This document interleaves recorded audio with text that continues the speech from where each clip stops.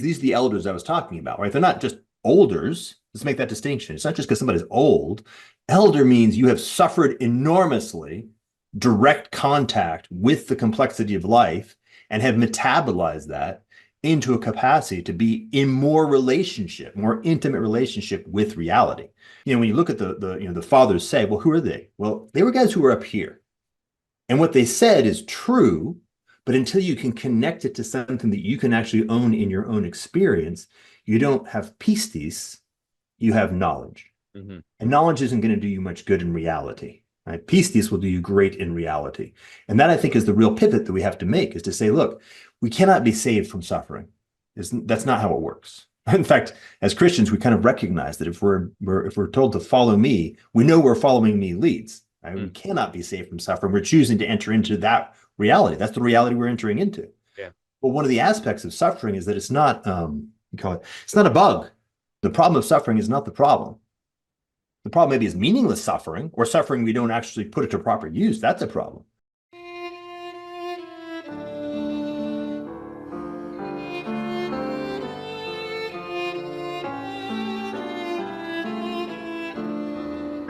This is Jonathan Pajot. Welcome to the Symbolic World.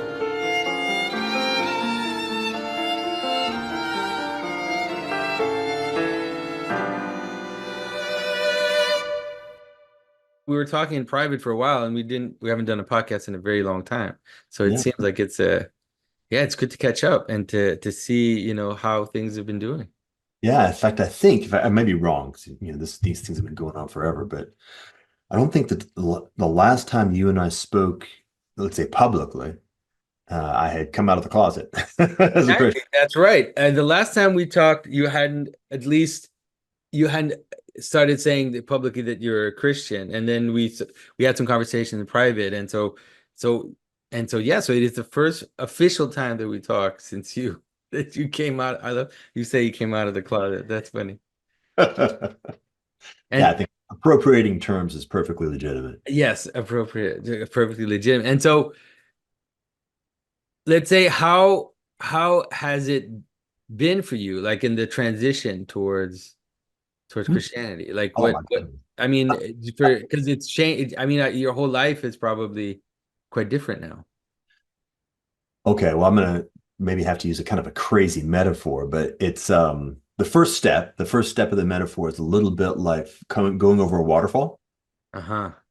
The second step of the metaphor is even crazier, which is you begin to realize that there's no bottom to the waterfall. And then the third step is you begin to notice that the whole thing is actually learning how to swim in a bottomless waterfall, something Mm-hmm. like that. I mean, everything just moves. Things are just moving continuously, rapidly, and with an increasing level of, what's the right way of describing it? Like secure surprise, something like that. Yeah. Yeah. It's been amazing. Yeah. And so let's say, I mean, for the people that are watching, my question would be, because one of the things that you are known for is trying to think of, let's say, solutions or ways of seeing the world that can help us figure out what's going on, and also help us try to see what direction we should be aiming, individually, but also, let's say, as communities, and even globally, let's say. And so my question to you is, since you've converted to Christianity, has that changed your perception, let's say, when you think strategically, or when you think about how we should act as a society, or how we should align ourselves? Like, how has that changed for you? And it's a very subtle question. So let me see if I can respond with something like clarity. The framework that I think is maybe the best is one that a friend of mine gave a while back, which is this notion of in music, the movement from rhythm to tone. So you have a rhythm that has a certain BPM, which you say start at 10, right? So it's just a beat. And then as you increase the BPM, it starts to have a. But what happens is you can kind of graph it. This is a visual, me putting on an XY graph. As the beat starts to accelerate, it has this really interesting thing where it transitions to a tone. And it changes from just a series of beats that have no tonality to them and kind of magically converts into something that your ear now actually hears as a quality Hmm. of tone. And that ability, the fact that reality consists of the capacity to move from quantity, increasing beats, to quality, the presence of tone, Hmm. is, on the one hand, by the way, super fundamental. But in this case, it also has to do with what let's apply, say, rationality or strategy or the application of intelligence across energy. These are all more or less of the same plane. And as there's a process of endeavoring or even needing to increase those in velocity or bandwidth would be the actual weirdly technical term, what begins to happen is you notice there's a lift, a vertical lift Mm. that is of a qualitative nature. And so the a way of saying it is something like we have exited the realm where the concept of strategy is applicable or viable, Ah, that's interesting. or shortly going there. We're, Uh-huh. we're heading there rapidly. And I can be concrete. For example, the notion of you kind of move this to a slightly different domain that has the same pattern. And let's just talk about, say, the tension between AI and the human mind that thinks that it is something like AI. And what Hmm. I mean is, the arc of the Enlightenment had this really interesting thing where it started taking human beings as being more like machines. I call them mediocre machines. And like the really concrete examples, we literally had people whose job was to calculate, right, to do Yeah. math reliably and quickly. They were calculators. And Yeah. some folks realized you could make digital calculators that were better. Okay, well, that whole function of the human mind, there are no more calculators, except for maybe for fun, who was replaced by technical calculators. But the broader point is that's actually sort of commonplace. Like effectively all functions at the end of kind of modernity and the version of capitalism that is subordinated to modernity um, are situations where the human has been converted into something like a mediocre machine. What do you want? Accounting. Um, uh, Yeah, the factory worker is the ultimate example. Basically, like just doing a repetitive gesture until I get a machine that can do it for you. And for you. And then the point is like we say, okay, what are more advanced things like software engineer or doctor? Like, wait a minute, that's just a more sophisticated mediocre machine. Because as we accelerate towards AI, we begin to notice that AI can kind of do that and maybe kind of do it better. yeah, Oh, well, now you have this problem. Do you, as a human, say, well, the thing I have to do is now like race faster than AI so I can stay ahead of the event horizon of the nothing as it consumes all human activity? yeah, And you can for a while, but it won't work because it's going faster.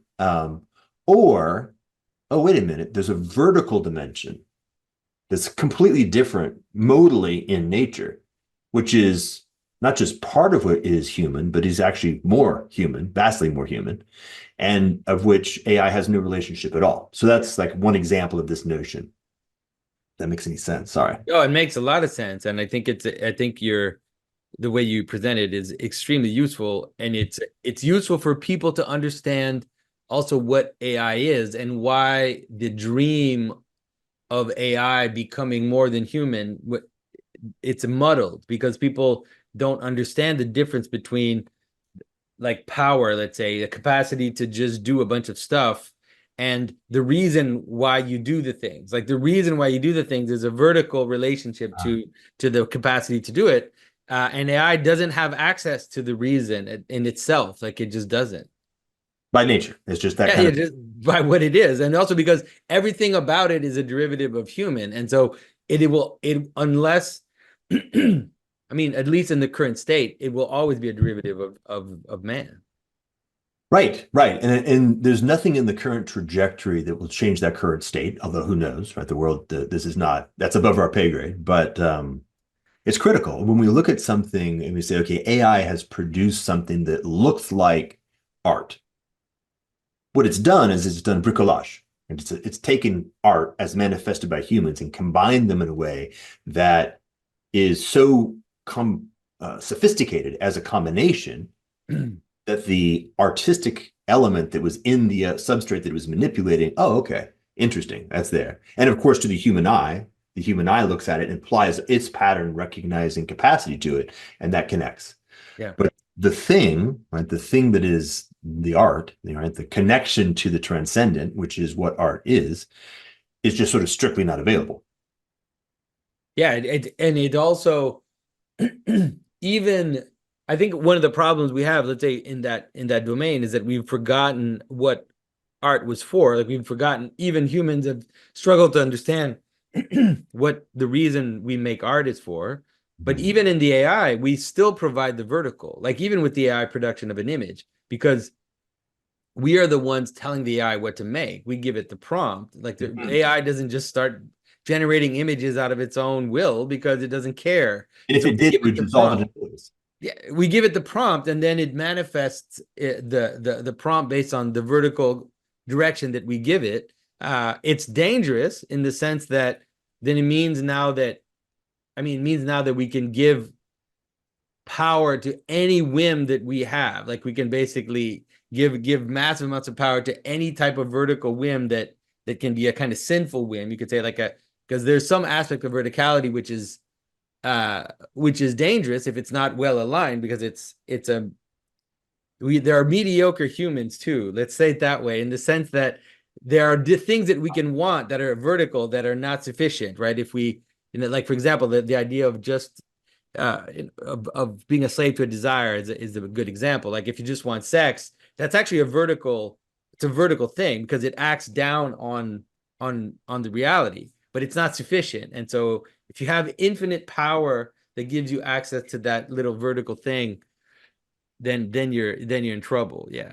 Yeah. Okay. So that's a really good bridge. So this But is so but in relationship to Christianity, I think, or to your transformation and to your life, I think it's interesting to think that when you talk about this change from the horizontal to the vertical, uh, being aware of the vertical already, just being aware that this is something that we need to be engaged with, uh, is is is a huge difference because most people are just kind of blind to it. They just act and they don't have a sense that, oh, wait a minute, there are things that I can want that should be ordered properly towards something which is transcendent. If not, then then I have the problem. yeah. And then you're sort of that case, mm, you're playing out something that has already happened, and then there's this sort of flattening that will occur over time. What do you mean? There's the verticality is there anyway. Like, there's no Yeah, way yeah, of avoiding it. yeah, But if you're not aware of it or not connected to it, then this kind of like a nerve. It's like when you take silly putty and you kind of form it into a pyramid. You did it, right? That happened. But then when you let go, right? yeah. And it falls back exactly. Welcome to the last 300 years. So, so yeah. So what happened? I'm trying to figure out. This feels like this is an interesting, like a confession. So the way that I was dealing with this problem of the acceleration of the playing out of the secular dynamics, is this meta crisis, cascades, like the way that different systems interact with different systems, what happens when the rate of agency just continues to feed back on itself, the various the technological expansion, explosion, things like that, intensity, like bigger and bigger perturbations. Like this was the thing that I was really worried about, maybe up until about 2 or 3 years ago. And what happens is the term is actually what is invariant under transformation, right? As the set of contexts becomes broader, if you're trying to figure out how do you respond to a larger set of contexts or to a set of contexts where you can't quite predict what it is you're dealing with, you have to look for strategies that are invariant under more and more possible contexts. A simple one would be like, let's make it very concrete. Seek the high ground.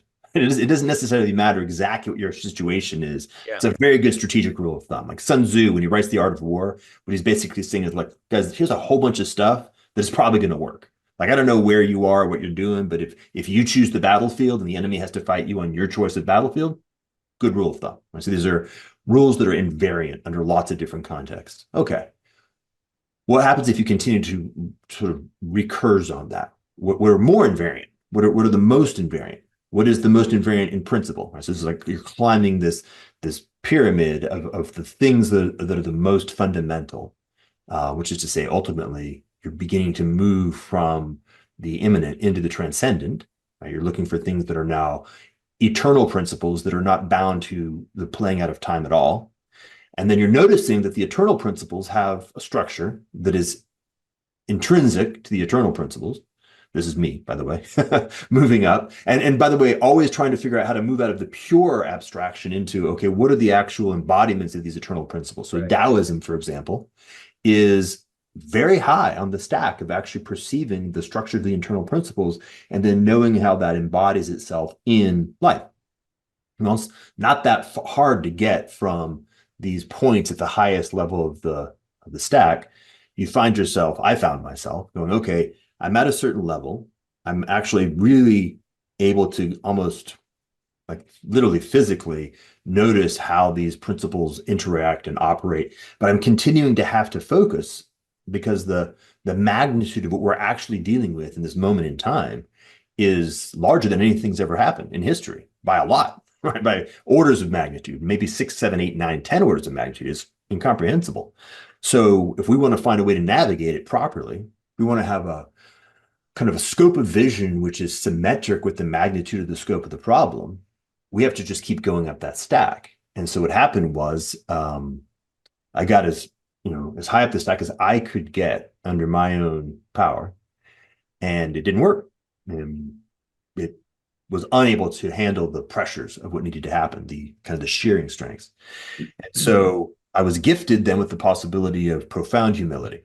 And in the field of profound humility, and with some help, yourself included, picked up the last book. Huh? Man, wow, these Christian guys, really? How could that possibly be? The thing that's at the very top of the stack. That seems implausible. Mm. For lots of reasons, by the way, like doing a retcon how we got there to that posture, that relationship for me and for so many other people in this culture. But because of the experience I had of actually going to church and being in a state of very, very deep, I don't know exactly how this stuff works. I'm not in charge of it. I can't understand it. It's strictly beyond my capacity. So how do you begin to kind of more respond to what's happening? And seeing what, the people in my church, like literally just those people, they're doing something which is clearly from a theoretic perspective, that's exactly what it should look like. Mm-hmm. And there's something going on that is actually mysterious that could never have produced on my own. No strategy in principle could figure this out, what's happening. And any effort, by the way, to do it by means of strategy definitely kills it or produces something even uglier, like a simulacrum of wholesomeness. Mm-hmm. Okay, well, I'm going to have to go from the inside out. Like, I don't listen, like, absorb, read the Bible, talk to Christians, like, find out what's going on here and assemble it. And then there's a certain point where I was like, oh, wow, that's it. Found it. That's the point. That's the location, which is the highest of the high. Mm-hmm. And then everything else orders out underneath that. And that's where we end up. So in some sense, the answer is this is the logical, logos, right? The logos conclusion of that work with continuity, every step following every step and the pieces coming in. And there's nothing about it from my point of view, looking back, that is of the sort of like, I don't know, abandonment or nonsense, but rather quite the opposite. Like this is actually the proper way of responding to the circumstances that we find ourselves in. So let's say when you say you go to the church or you encounter these groups of Christians and you see the thing that's at the top of the stack, what is it that you're seeing? Like what is it that you are perceiving in their, like in the way that they are, or the way that they're interacting, or the way that they're acting between each other? Well, okay, there's two ways of saying that, and let me try the second one first. So the way I would describe it is being in the presence of God. Like the ability to actually notice that there's something that means something. Yeah. The presence of God is an experience that is something that one can notice. There's a difference between not and being in the presence of God. And for me, it actually happened. Oh, that's how interesting. In two very distinct ways. And they interface with each other. One was maybe at the level of I want to say mental, but faculties, like the interior faculties, reading, thinking, talking, trying to make sense of what these concepts meant. And very specifically, actually, ultimately focusing on the Trinity.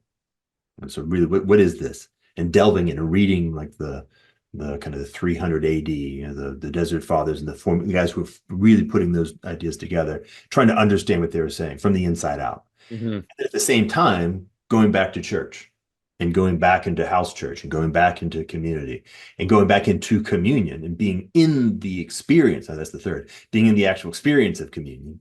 And then something happened where I noticed that there was a quality of capital P presence, um, and that there was something about that quality of capital P presence that was shifted, right? The theoretical shifted to relational. Mhm. The relational at the community level shifted into communion. Mhm. That makes sense? I mean, Yeah, yeah. I presume it must. Yeah, so that's the best I can do at this point. Mm. On August 27th, we are going to start to ascend the mountain of purgatory, Richard and I, That's right. and continue on the second Dante class. So you can please go and sign up. The first class was just an absolute blast, and everybody really enjoyed it. So we're hoping that everybody will continue on the trek with us. And yes, so as Jonathan said, we're starting August the 27th. You can get the course now at Symbolic World Courses. There are payment plans and everything there to make it convenient for you. It's going to be incredible. Purgatorio is actually my favorite book of the whole comedy to teach. It's the one that most people, when you're in school, you read Inferno and that's all you read. If you read Dante at all in like high school or college, you probably only read Inferno. Mm. Purgatory is my favorite one to teach. It's the one that is kind of, you could say, in a certain sense, the most relevant to where many of us are in our Christian life. That is to say, Purgatorio is about the purification, right? It's about the process of becoming saints. Mm. And so whereas Inferno is like about sort of rejecting sin, and then Paradise is about what even is holiness. And Paradise is the hardest one to teach. We are going to be doing it later this year. Paradise is the hardest one to teach though, because it's very hard to explain to somebody exactly what it means to be holy. But I think all of us can understand what it's like to try to become holy. So anyway, join us for Purgatorio. It's going to be really awesome. All the juicy stuff is in Inferno, because like it's really fun to look at these sinners getting their, what's coming to them or whatever. But Purgatorio is in many ways it's the most practical because it really hits us right where we're at right now. So August the 27th, folks, please, please, please come and join us for the class. You won't regret it. It'll be 5 amazing weeks of really getting deep into the question of what does it mean to be purified. And I think you will enjoy it. So All right, we'll see you there, everybody. No, and I think that yeah, because I'm what I'm looking for, and you probably see what I'm looking for is that, for people that are listening, people that are watching, sometimes one of the issues we've had in the past few hundred years is that much of the theological language has become debased. And Mhm. so when we say things like God or we say things like communion, I'm not saying those things don't have a reality. That of course they do, but one of the difficulties is that it's been cheapened by just our history and materialism and all these issues. Like when we say love or we say spirit, and we use all these words. And so, because I know you've thought Yeah. because I admire the way that you see things and how you think of it. To me, it's a good idea to get your description of that experience, and I think you explained it very clearly in talking about a shift, and the shift is, in some ways it's a shift of participation, right? It's a shift to attention, not just abstract attention, but attention, like you said, the attention that you give to a child, when you're caring for it, is not the same attention that you give to a problem when you're thinking about it and analyzing, Mm. right? Nice. Yeah. And that's a real qualitative difference that you seem to be trying to account for. Yeah. Let me see if I can hit on that. So, um, as a part of the process that kind of I began to cultivate over the period of say 15 years from when the meta crisis first landed was the the recognition that there's a proper way of learning. And what I'm trying to do is I'm trying to distinguish between the thing that our education system calls learning, which oddly enough, Derrida more or less perfectly described. And it's this horizontal relationship between signifiers that are all happening disconnected from experience, disconnected from embodied experience. And so the process of, oh wait, embodiment is actually more fundamental than the ability to move signs back and forth.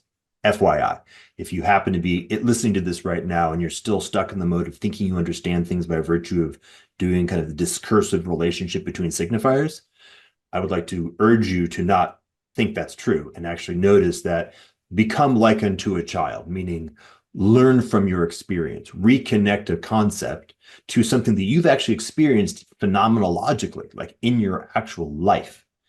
And then you can own it, like it lands in you, and then you can begin the process of moving back up. Right? So that's the practice of embodiment. Right? So pistis.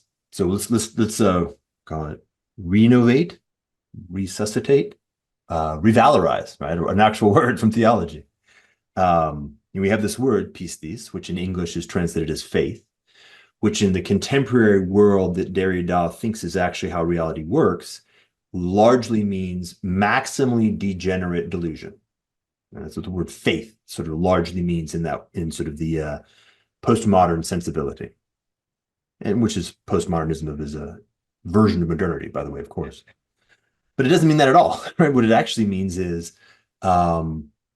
embodied, the embodied form of relationship. And it's actually a cultivated thing. And you can make it very trust. The word trust helps you understand the word faith. Trust it's a relational term. It's not just like the belief in propositions that I don't have proof for, right? That's not what, and so it's like faith is something like, it's like more like a trust fall. Like you basically give yourself to the other in a manner that you're like, oh, I'm going to make this. It's a risk, right? There is a risk to it, but it's a risk that, and it's leading you somewhere, right? It's not just like you trust someone to lead you somewhere. That's not the same as like this idea of you have faith in someone, right? Like not in the sense, like again, not in the sense of just believing propositions that you can't prove, which a lot of people still think that that's what faith is. Well, and we can make it like, if you do a trust fall, let's even make it like a bigger tableau. Yeah. We've got the acrobats, right? The swinging on the trapeze. Right? And there's a process where the guy lets go of the girl and she flips in the air and then she puts her arms out and then she gets caught. Yeah. That's a serious trust fall. That's a trust fall of significant magnitude. Well, here's the thing. If you just kind of do that with your friends and you say, like, I trust, that's not the same thing, right? That's just stupid. That's foolishness. That's bullshit.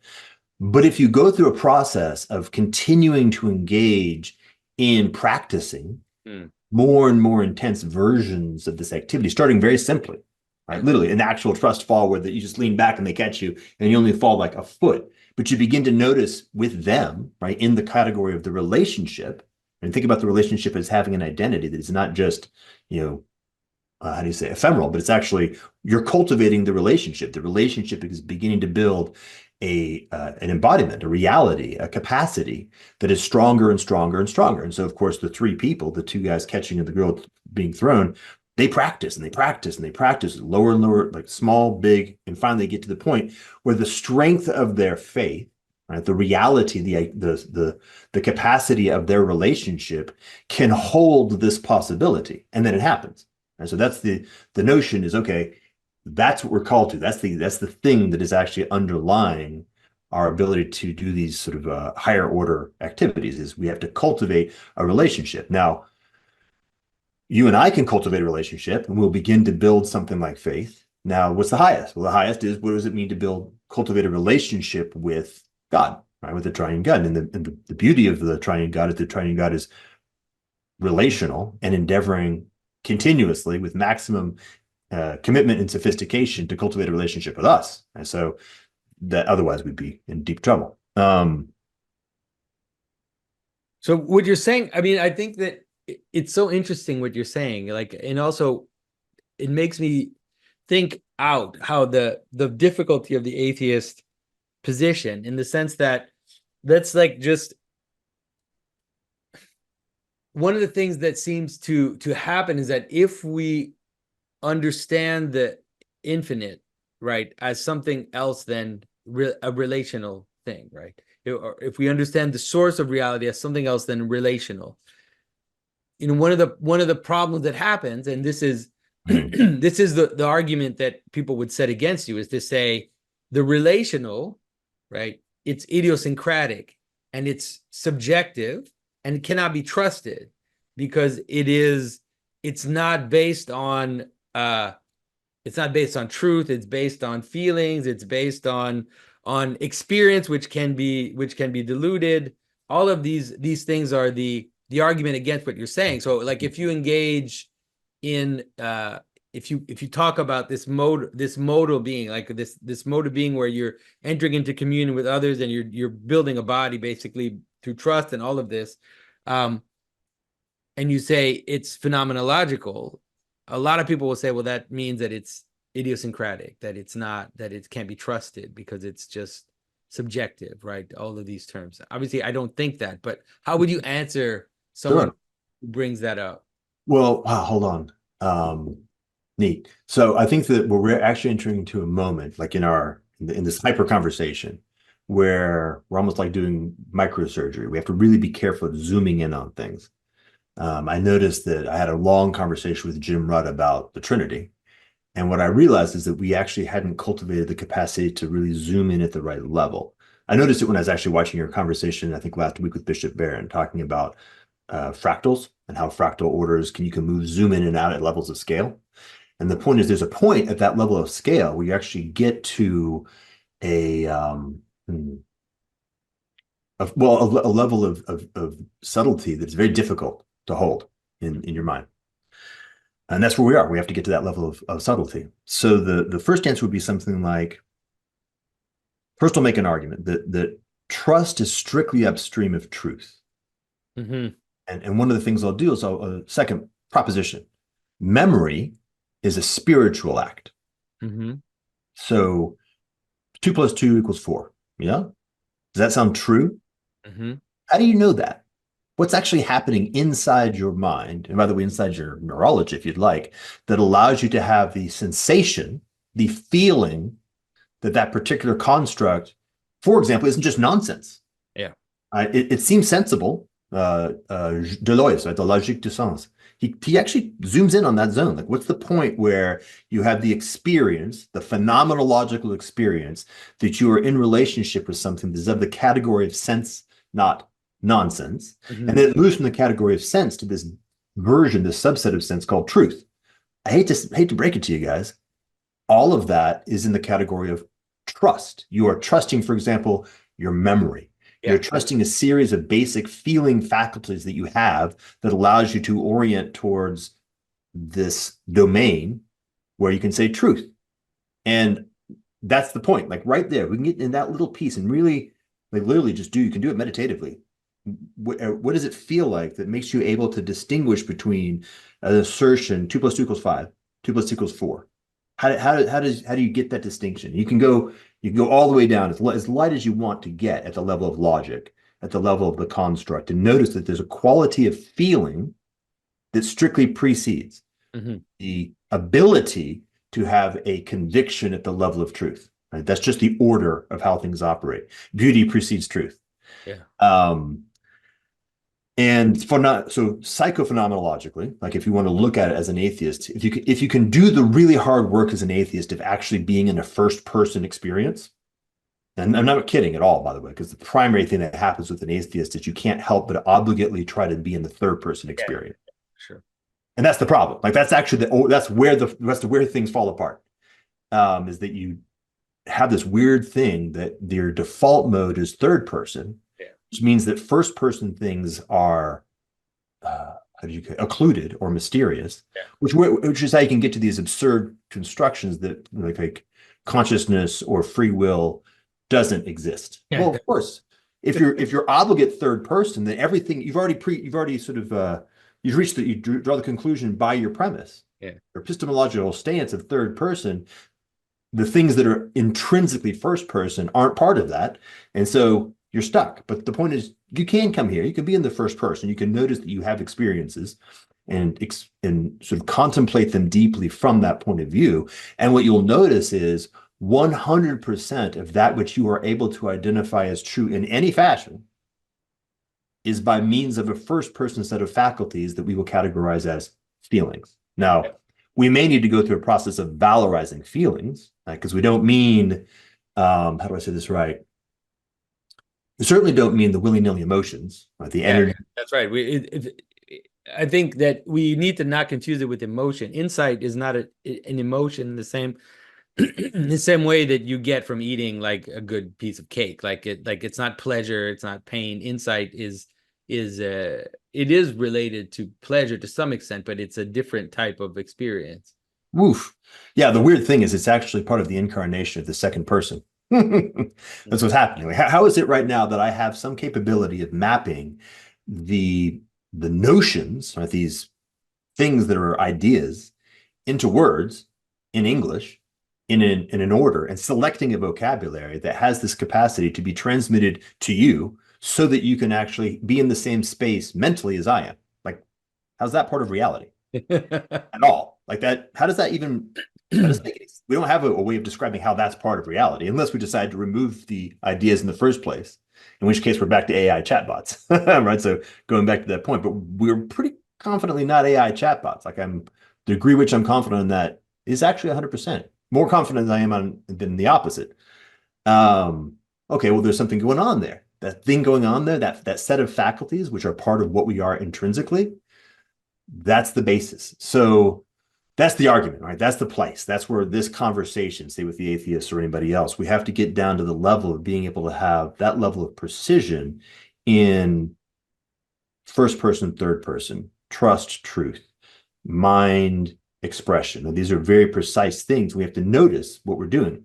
I mean, I'll give you another example that it's a little bit esoteric, but it worked for me. I was having my conversation with Jim, and we were talking about the way that the Trinity, by its very nature, is of the transcendent, i.e., in this case, eternal.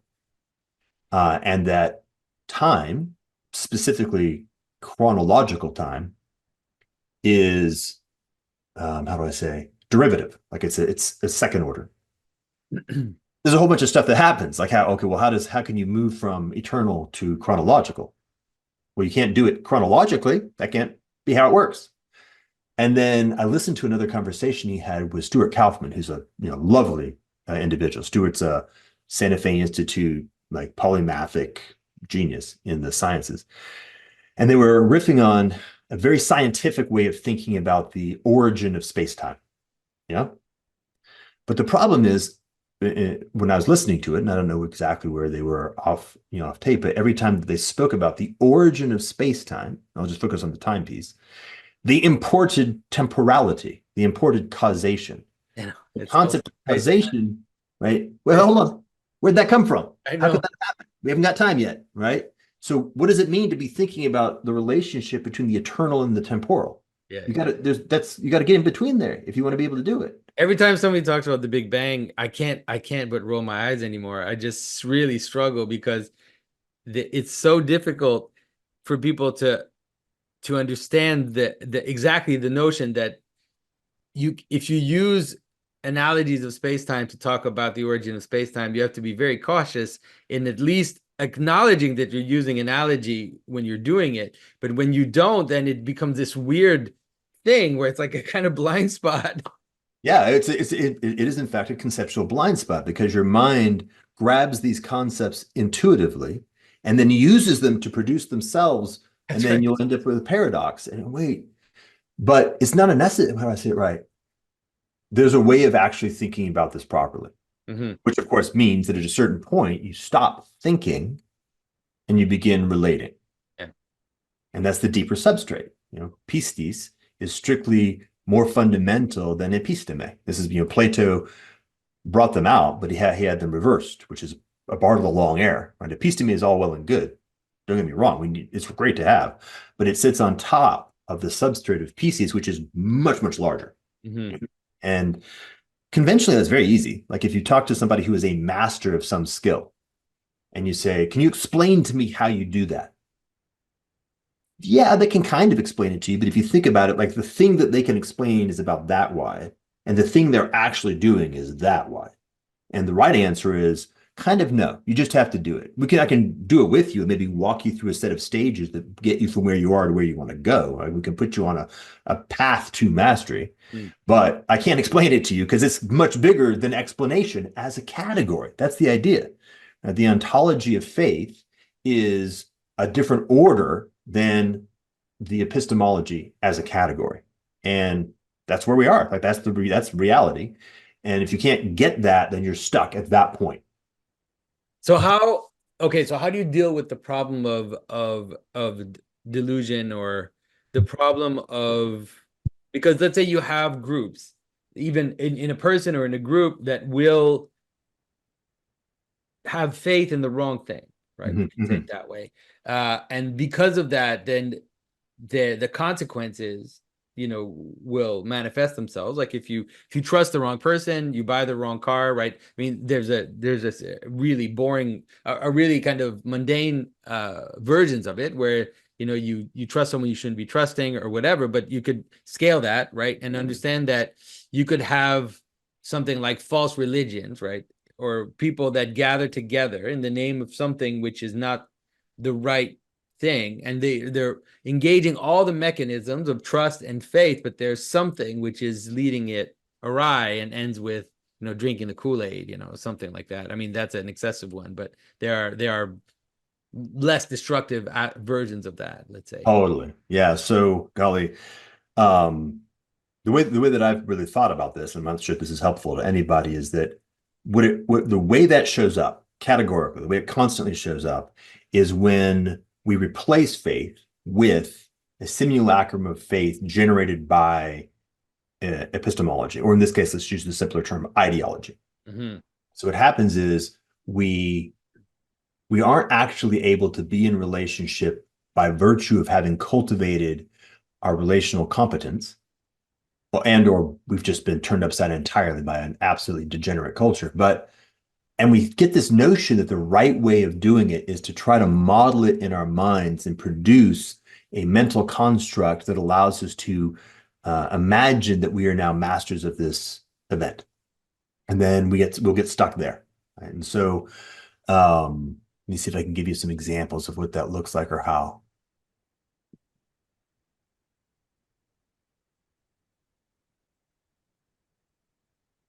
Oh, yeah, this is nice. So, like a very simple one. This is actually, weirdly enough, this is actually a really good example.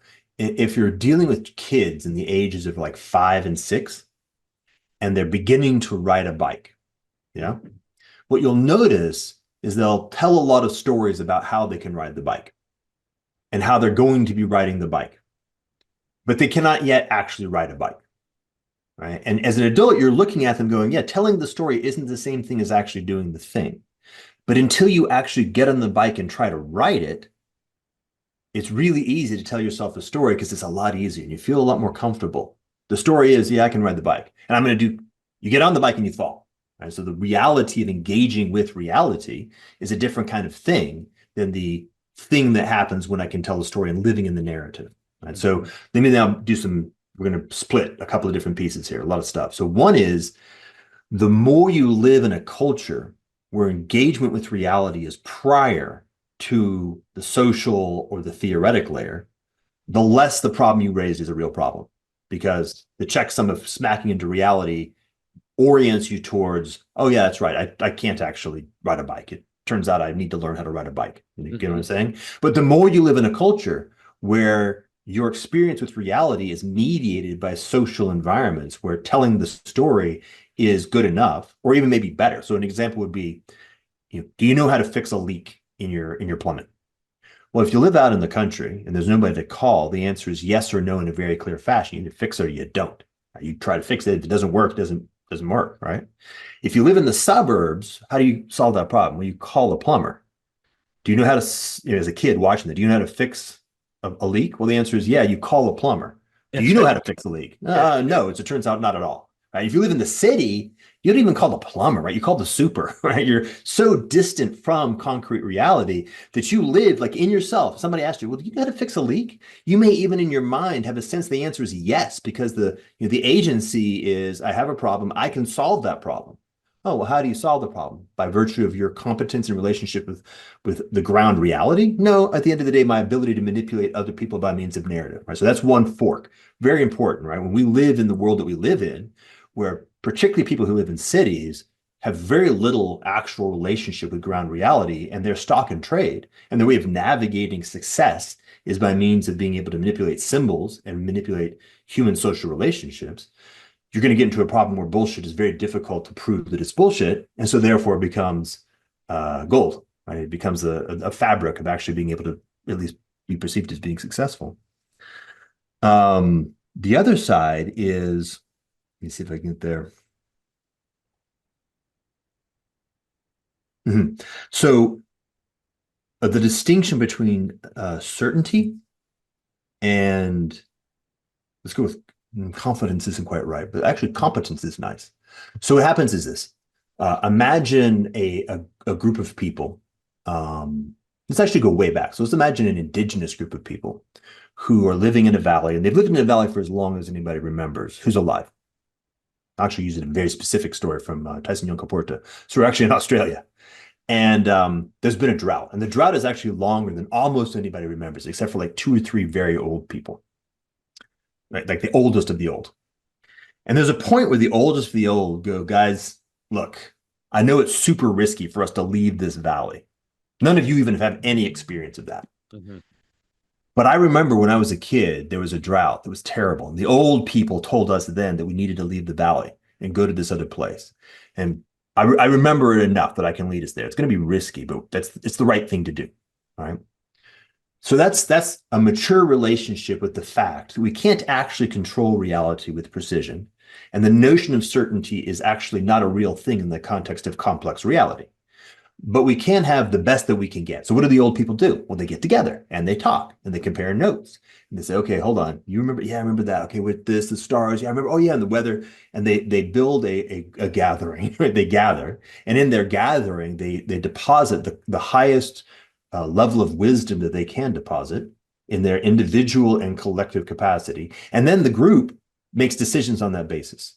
That's the reality of how we actually do this, how humans do this kind of thing ever. You're not going to escape that.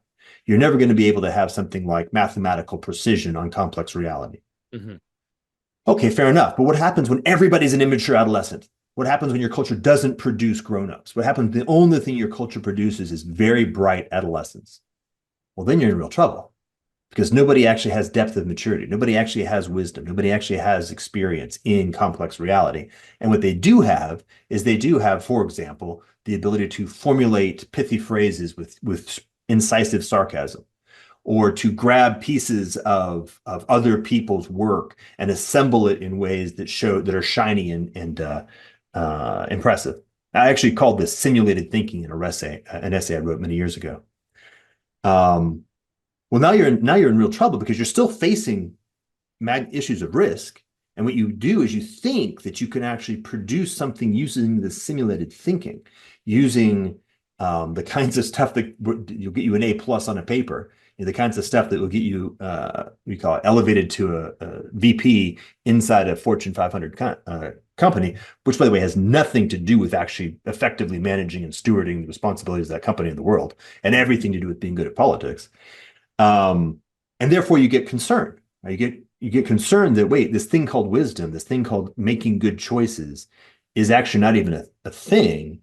And what I need to do is I need to have some way of being sure that I'm not being bamboozled by politicians or by my own bullshit. Does that make sense what I'm saying? Yeah. Yeah. So this is like the issue that you're raising, which is a serious issue, happens to do with the fact that we're very, very far away from the reality of what it is like to just have an embodied experience of wisdom in relationship with complex choices.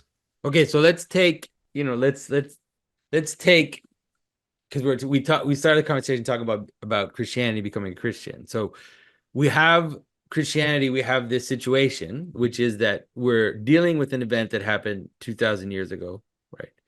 And we have a book, and then we also have traditions, and we have ways of doing things, which to some extent could be described or expressed as this remove that you're talking about, which is an issue, right? It's like we have an account of someone that lived a very long time ago, and then we have accounts, people who followed their teaching, but then, and those teaching produce fruit in their life, but that's what we have. We have these accounts. And though here we are now in the modern world, and we have, let's say thousands of churches in North America.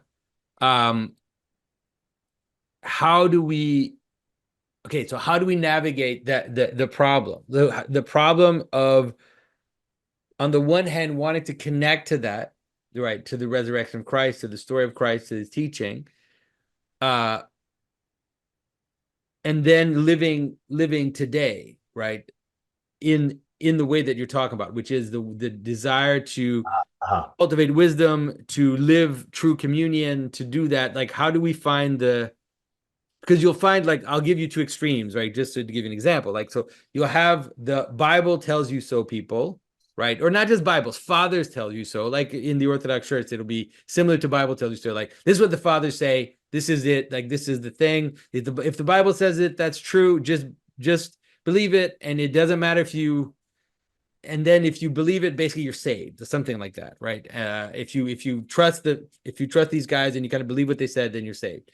The other excess of that would be something like, what the Bible says, or what the fathers say, what the traditions are, what the theology is, doesn't matter as long as you're nice and you like people, you kind of love people, and you're a good person, that's enough, right?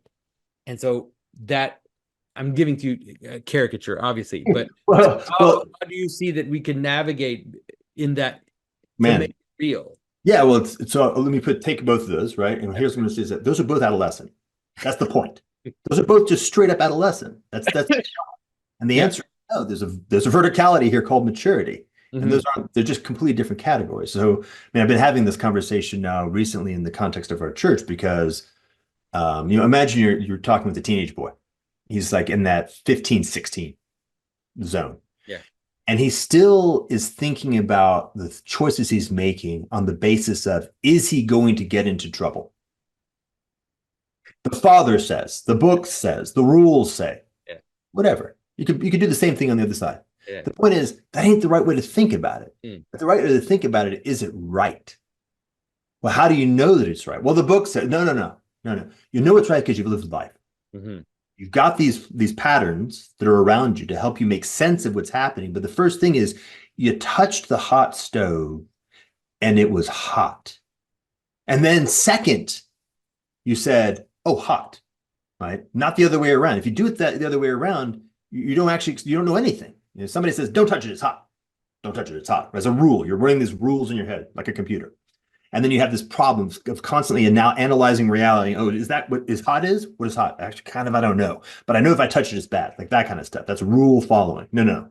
The point is, you have to cultivate wisdom. If you touch the hot thing, you know what hot is, and you know why hot's bad. And then you can map that. And now you can use that. So the idea is, you have to actually cultivate embodied experience. You have to cultivate faith, or you have to live life. And you have to suffer. Like, you have to actually make big mistakes.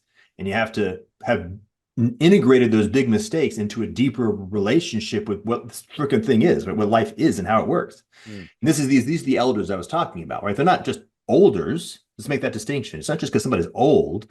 Elder means you have suffered enormously, direct contact with the complexity of life, and have metabolized that into a capacity to be in more intimate relationship with reality. Right? That's the difference between these two. And so, when you look at the fathers say, well, who are they? Well, they were guys who were up here. And what they said is true, but until you can connect it to something that you can actually own in your own experience, you don't have pistis, you have knowledge. Mm-hmm. And knowledge isn't going to do you much good in reality. Right? Pistis will do you great in reality. And that, I think, is the real pivot that we have to make, is to say, look, we cannot be saved from suffering. That's not how it works. In fact, as Christians, we kind of recognize that if we're told to follow me, we know where following me leads. Right? We cannot be saved from suffering. We're choosing to enter into that reality. That's the reality we're entering into. Yeah. Well, one of the aspects of suffering is that it's not, you call it, it's not a bug. And it's not that there's, the problem of suffering is not the problem. The problem maybe is meaningless suffering or suffering we don't actually put it to proper use. That's a problem. But that's how you do it, right? The reality is you have to actually just live life. You have to notice that your experience is rich. Your experience is across a diversity of things. And by the way, now in relationship with other people, have you noticed that other people have different experiences than you? And sometimes their experience has a wisdom and an insight that is deeply gives you a new perspective than yours does. Right? So that's what it means to be in communion, is to have the ability to have a coherent relationship with other people's perspective. And I'll say this in a very nerdy way, which increases your capacity to have a mature relationship with reality geometrically. Mm-hmm. So that's how you do it. So when somebody comes and kind of tries to sell you ideology, and try to sell you bullshit, if you are operating from an adolescent point of view, you're in deep trouble. Right? You're an easy mark. Right? If you're operating in a mature point of view, you're immediately going to be noticing the difference between bullshit and reality. And if you're in communion with a group of people who are operating from a mature point of view, your immune system to bullshit gets stronger and stronger and stronger. Yeah. And your ability to actually navigate complex reality, always risky, gets stronger and stronger and stronger. And that's it. That's as good as you can get. Yeah. Yeah, I think what you're saying, it rings a lot of bells to me in the, because one of the things that's important, for example, in the Orthodox tradition is the idea of the living saints, right? That we kind of live downstream from people that are alive and have reached the highest pinnacle of transformation and of, and that even though some people will have direct access to them, it's like people are always looking to have at least secondary access to this wisdom, right? It's like, okay, so I haven't talked to the actual elder, but he's alive now and he said this. So if he's saying this today, it means that there's something about that's relevant to our world now, because it's not just something that someone recounted from thousands of years ago. Like, how do I connect to that? So there's that aspect, which I think is real. And then there's also the reality, for example, of the reality of confession and communion, right? It's like that, whatever theoretical idea you have about religion, it's like when you go to confession, that gets smacked out of you, because it's like, it gets down to the dumbest things and to the dumbest thoughts and to the most embarrassing moments and to like humiliating things. And there's nothing. You can have all the lofty thoughts you want about the Trinity, for example, but that moment when you lied just to impress this other person, and there's absolutely no reason, like it actually didn't bring anything to your life except for this little moment of like just being a little, yeah. And then you're like, what the hell? You go to confession, you have to say that. It's like, at least for me, that's the kind of smackdown that has, like, hopefully brings you slowly towards wisdom and towards a real embodied practice of this. Yeah, and by the way, if you wanted to kind of do the test, get a bunch of people who are like at the highest level right now in developmental psychology, educational theory, and I mean like real practitioners, people who are really, really good at that. And said, design what an optimal learning environment looks like. It turns out they're going to design something that looks an awful lot like the best practices inside the Christian church. Mm-hmm. Confession is going to be there, but confession is a very specific kind of thing, right? It's in a context of communion, right? Yeah, of course, it has to be, or else it's very dangerous. Oh, it's very dangerous. Exactly. So, now they would call it a safe space. Well, yeah, a safe space is a simulacrum of communion. Yeah. What you're actually saying is communion, and there's something so much more profound and deeper in complex reality and in relationship to the transcendent that's in communion, that this simulacrum that you produce called safe space is demonic. It's actually perfectly terrible. And it creates exactly the wrong result, unless, by the way, that's your intent. So yeah, because confession has a safety to it in the sense that that the priest is bound to secrecy and all of that, but it's not a safe space because he can kind of smack you around a little bit and say, and make you understand that it's a safe space, but it's a space that's geared towards transformation, not to coddle you and to make you feel like, although I had confessors once in a while that were too nice, where I was like, oh, it's okay, God loves you. And I'm like, I'm not sure I want to hear this. I need to be tightened a little bit so that I redirect my, my aim, let's say. Yeah. Safe? He's a lion. He's not safe. Good, but not safe. Exactly. Exactly. Yeah, and that's like, so back to good parenting, and same thing, the same category. What's a good parenting context? Which is, of course, is a learning context. That's the point of parenting, right? Is to cultivate these individuals you happen to have a very particular relationship with as a steward of divine. So here we are, like we're here, like I'm a Christian YouTuber for all intents and purposes. Hopefully I'm more than that, but let's, that's a reality, which is that, we make videos. Increasingly, by the way, in the Pocket Square phase of being a Christian YouTuber. The what? The fuck? Pocket Square phase, right? The high production value. Right. Yeah. And so that's a reality that's there, right? And the same with this, like this conversation, the same with, for example, the education moving online. How do you see us finding a way to, let's say, use the technology? Because I can't deny that this technology has been useful to some extent. Like it definitely is. It is in some ways a little trail that helps people find their way back. But it's clearly not sufficient. And it's also very dangerous because, you can have people who just sit in their basement watching YouTube videos feel like they're up here when in fact, not it's all up in their mind. And so how do we, I don't know if you have a solution to this, but like, have you thought a little bit about how can we find ways to bridge those worlds? Yeah, I have thought about it for sure. Tremendously, even to the point, let's put it this way. In somewhere around, I guess, 2018, the theory was now demanding that the moment of theory was over, and the only available next move was the moment of embodiment. So practice. Yeah. So, and this is kind of what you're saying. If all you're doing is consuming YouTubes, what I'd like to say is that the point of every YouTube video consumed that is vaguely pointing you towards the truth is telling you to go outside and do something besides consume YouTube videos. Right? There's a terminal point where that's the only signal that's actually in all of them. Yeah. And remember, there's a discernment vector. Right? Many of them are actually saying, no, keep watching YouTube videos. Yeah, that's diabolical. So don't do that. And everything that's not diabolical, what it's telling you is to go out and actually engage in complex life.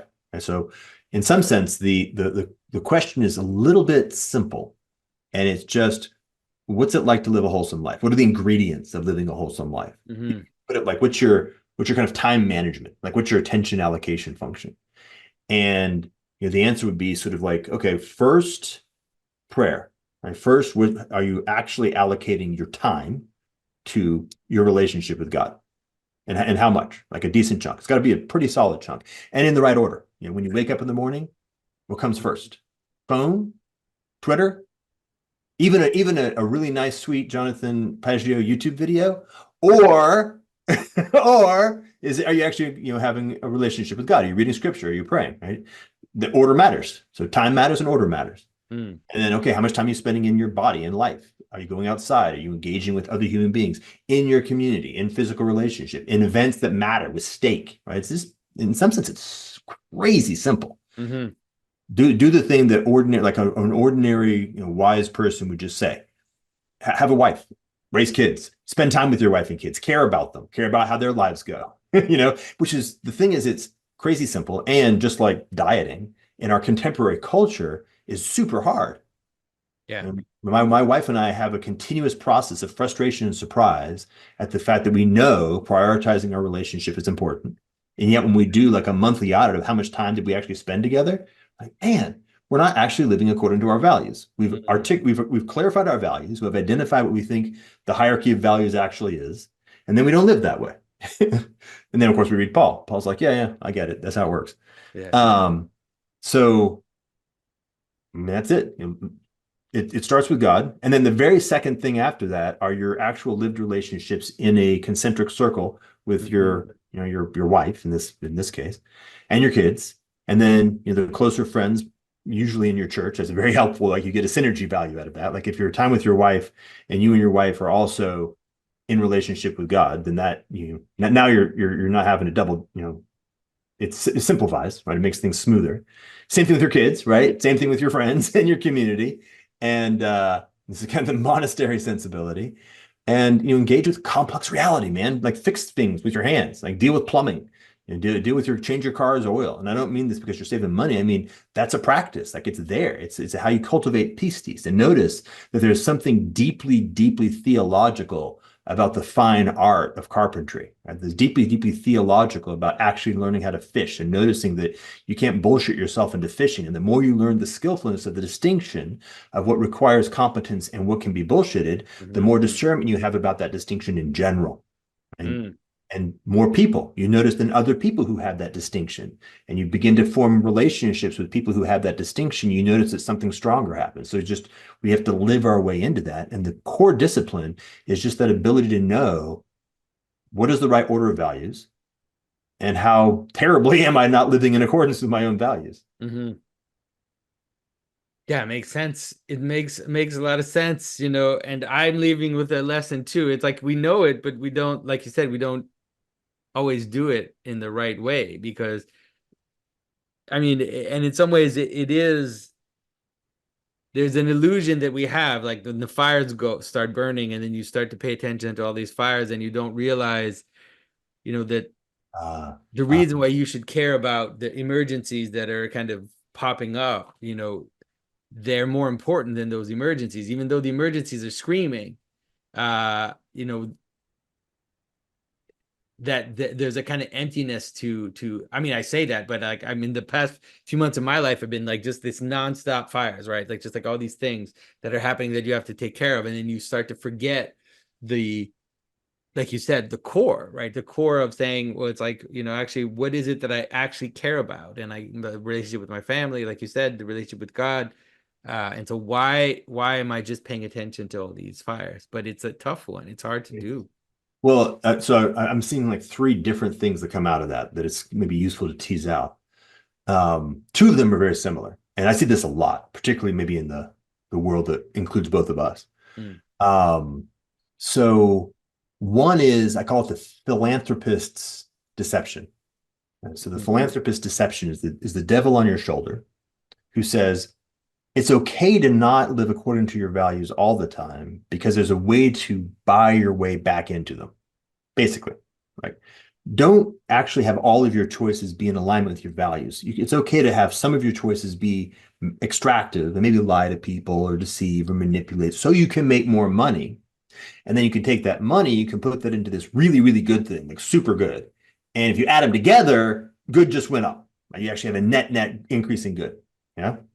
And this is extremely subtle. I was actually talking to my pastor about this, and he had this experience where he had put some money into an investment and the investment was doing really well. And what happens, right? The devil on his shoulder, who's wearing like an angel's costume, goes, man, you're going to be able to really support missions.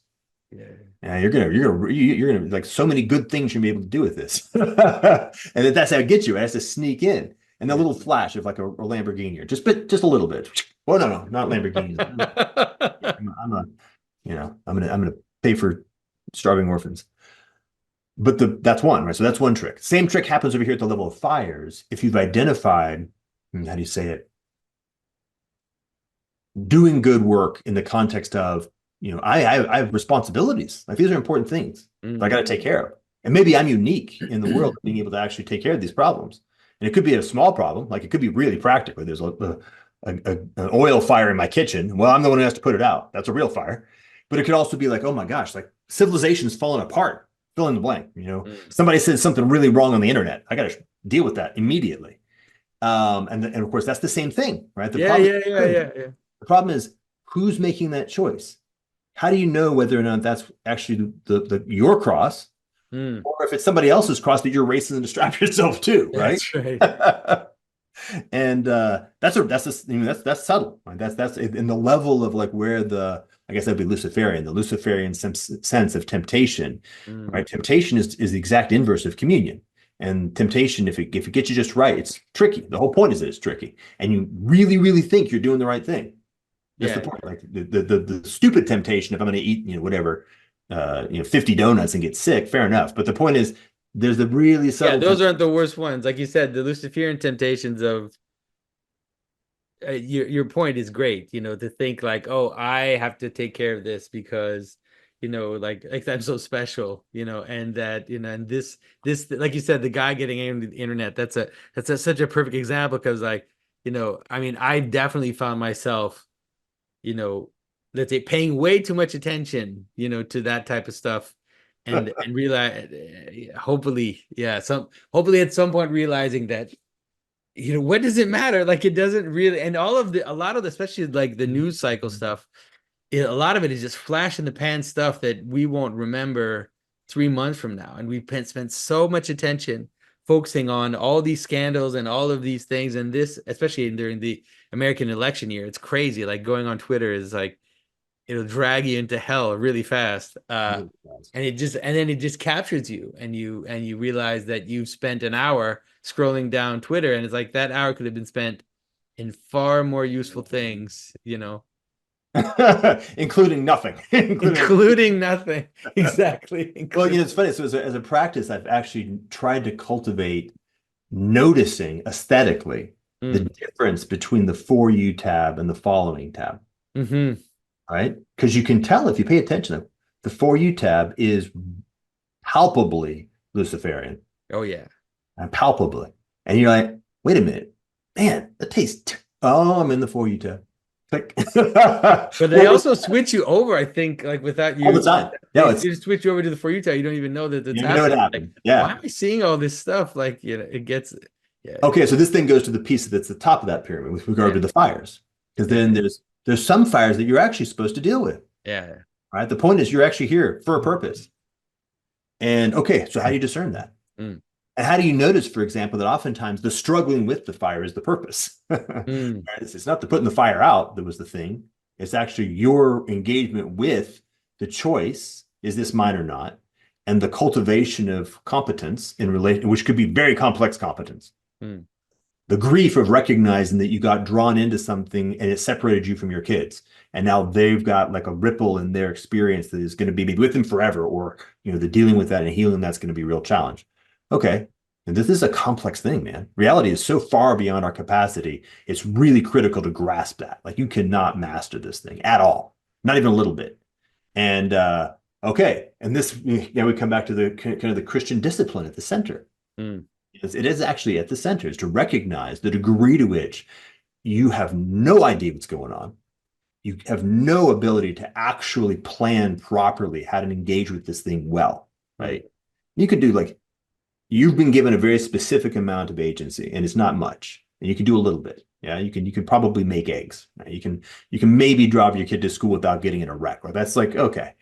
Beyond literally that level, and I'm being facetious, but beyond that level, if you think you've got a handle on things beyond that, you're actually getting yourself further and further away from reality. Oh, but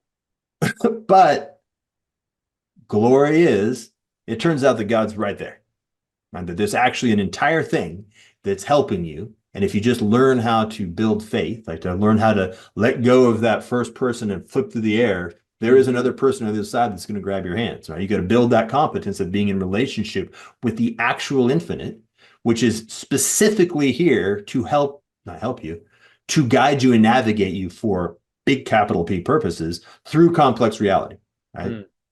That's the kind of the, that's the version of the gospel, right? Right in the middle of that sphere in the center.